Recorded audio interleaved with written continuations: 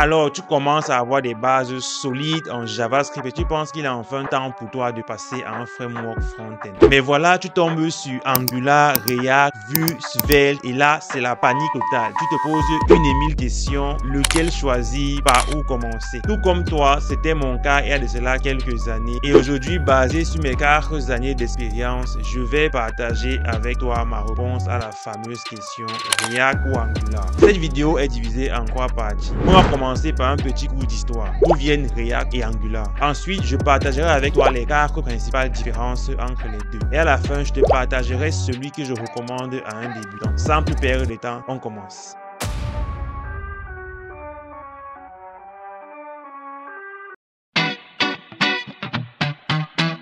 React a été créé en 2013.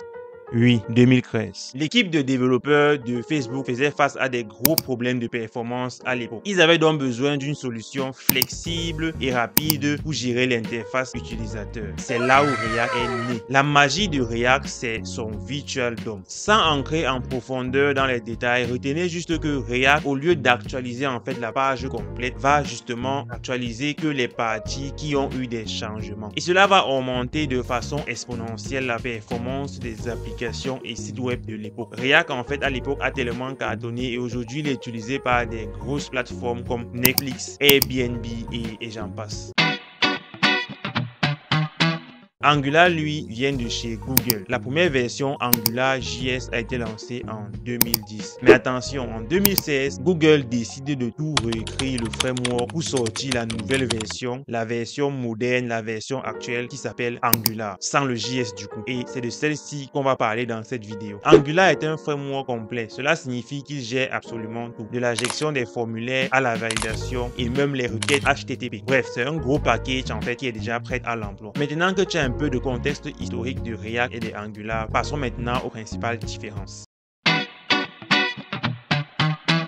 La première différence, c'est leur approche. React, c'est une bibliothèque, tandis qu'Angular, c'est un framework complet. En tant que bibliothèque, React ne va s'occuper que de la partie interface utilisateur, donc de la partie vue. Et tout le reste, en fait, ça va être à toi de gérer. Donc, avec React, tu as un peu plus de liberté avec le choix des outils que tu veux utiliser dans ton projet. Imagine que tu construis une maison. React te donne les clous, le marteau, les planches et c'est à toi de faire le reste. Angular, quant à lui, est un framework front-end, comme je l'ai dit précédemment. Et avec Angular, non seulement tu reçois les outils, mais également le plan de la maison bien défini. Donc, si tu aimes en fait avoir ton projet bien structuré et avoir tout sous la main, Angular est probablement le meilleur framework adapté pour toi.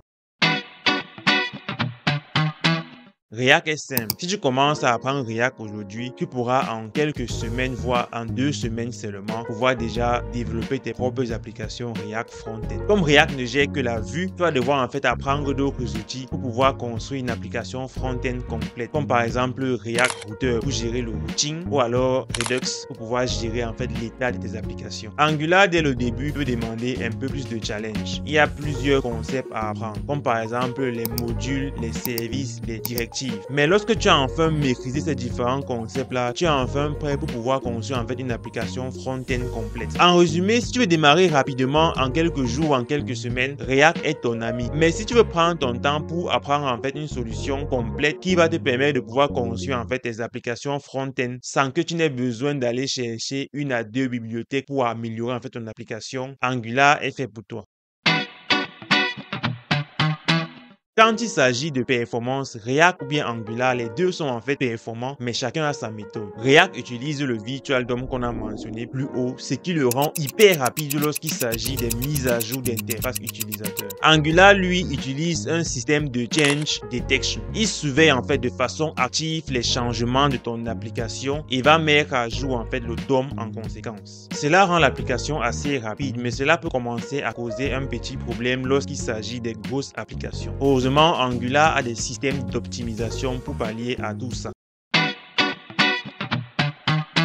React bénéficie d'une énorme communauté en ligne. Avec Facebook derrière et des entreprises comme Netflix ou Airbnb qui l'utilisent, tu retrouveras une quantité énorme de ressources. Comme par exemple une quantité énorme de tutoriels sur YouTube, des plugins, des bibliothèques. Et en général, lorsque tu as un problème avec React, tu retrouves toujours la solution à ton problème sur le site Stack Overflow. Angular, quant à lui, a une communauté un peu plus réduite que celle de React, mais n'empêche que cette communauté-là reste toujours active. Comme il est maintenu par Google, tu es rassuré d'avoir des mises à jour régulières et un support long terme. Maintenant qu'on a vu tout ça, quel framework je te conseille si tu es débutant? Roulement de tambour. Je te conseille React et voici pourquoi. React est beaucoup plus simple et en quelques jours, tu peux commencer déjà à coder tes propres projets. Vu que React est flexible et ne gère que la vue, tu apprends à construire une application front-end de zéro petit à petit en ajoutant en fait comme ça les différents éléments dont tu as besoin. Avec la communauté énorme qu'a React, tu peux être sûr à 99,99% que tu trouveras toujours la réponse à n'importe quel problème que tu rencontreras dans tes applications.